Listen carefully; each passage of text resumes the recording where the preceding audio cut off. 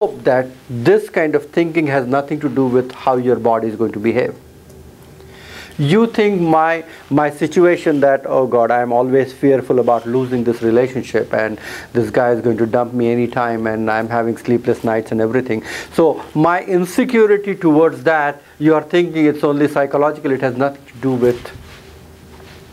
with myself or my body as such.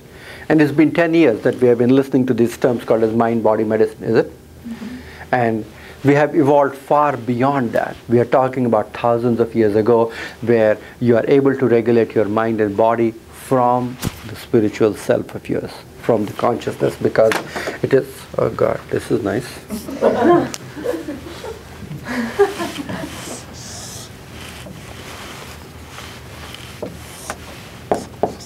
If this is your mind and body, the real mind-body medicine is with the spirit over here, regulating both of them.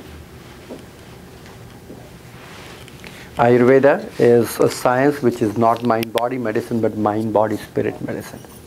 It is separating yourself from the mind and body is going to heal them both at the same time.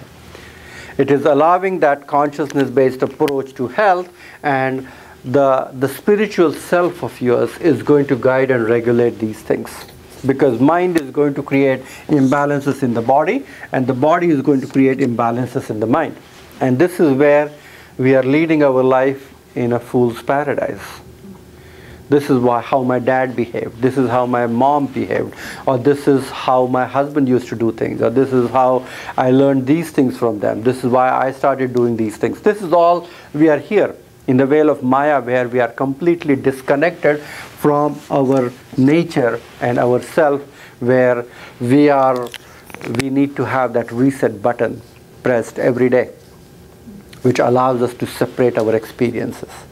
And when we start doing that, we don't lead life in a chaotic manner, but we lead life in a more vigilant, awake kind of a manner.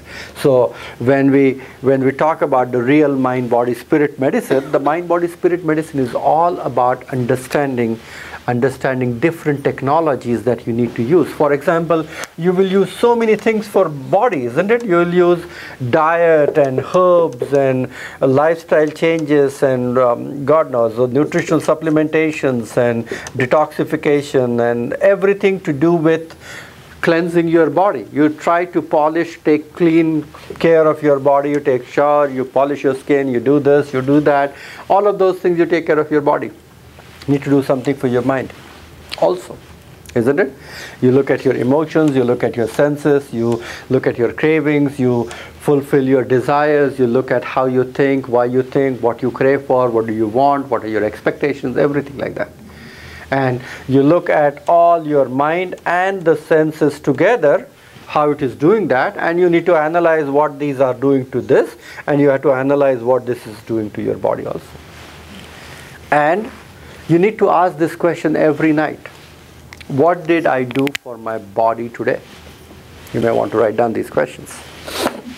Question number 1 is, what did I do for my body today?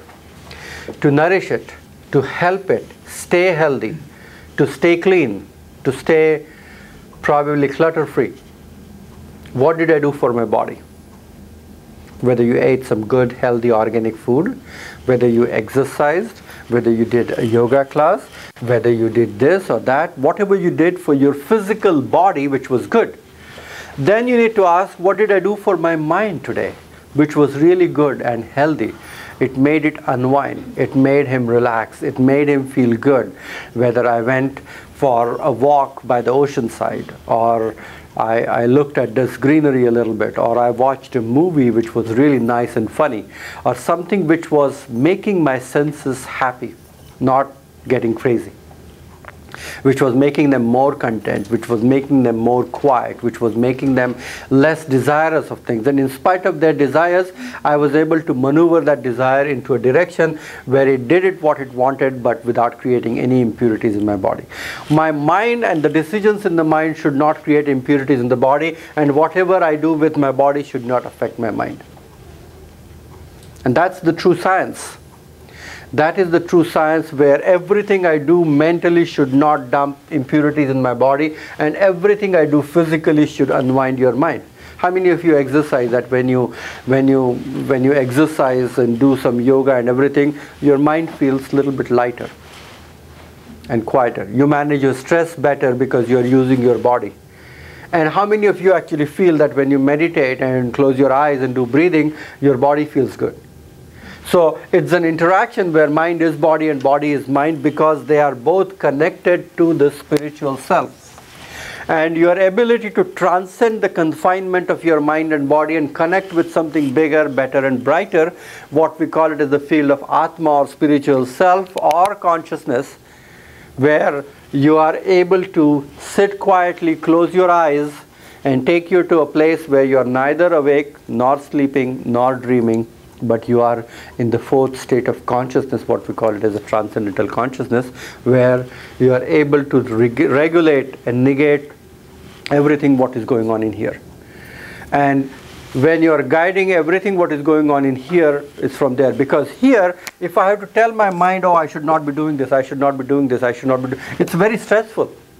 If I have to stay away from sugar, if I have to stay away from this, if I have to stay away from that, it is very stressful.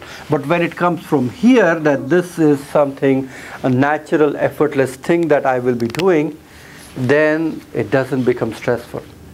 It becomes where it changes the nature of how our mind is going to feel in our body and how our body is going to behave.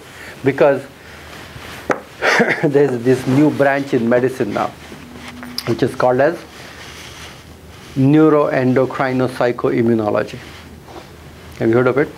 Neuroendocrino-psychoimmunology, where they are saying that everything that you think, behave, act is having an effect, a tremendous effect on every little cell in the physiology.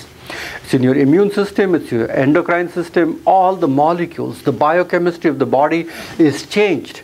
When you are happy, all the 50 trillion cells of your body are completely happy and dancing with joy. And when you're cross-faced and you're angry and you're mad and you're upset and you're depressed and you're sad and weepy and crying, everything is sad and depressed. It's not only upstairs the way you're feeling in your mind. So you're dumping things from the mind to the body and from the body to the mind constantly. You need to inhibit that thing by creating a way that you are not happy because of a sensory craving. Because I have this most delicious chocolate on my tongue which is making me flow with joy. Okay? You need to learn how you could be happy for no good reason. You need to understand that how your body should not get stressed out because of how someone else is behaving. And that's what we do all the time, isn't it? If someone says something nasty and rude to you, you dump so much of stress hormones into your body because their problem. It's not even your problem.